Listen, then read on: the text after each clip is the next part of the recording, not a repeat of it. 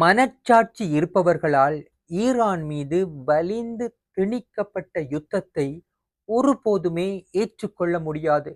இந்த பட்டியலிலே தற்போது இணைந்திருப்பவர் அமெரிக்காவின் பயங்கரவாதத்திற்கு எதிரான நிலையத்தின் பணிப்பாளராக இருந்த ஜோ கென்ட்.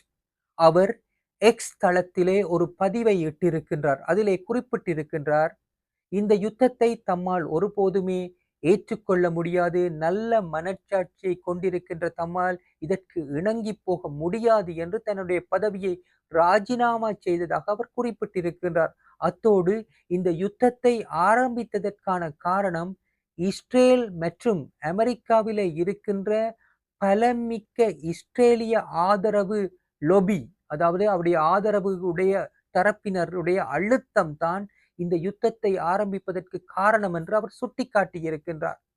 உண்மைதான். இந்த யுத்தத்தை பலரும் இப்போது விமர்சித்துக் கொண்டிருக்கிறார்கள்.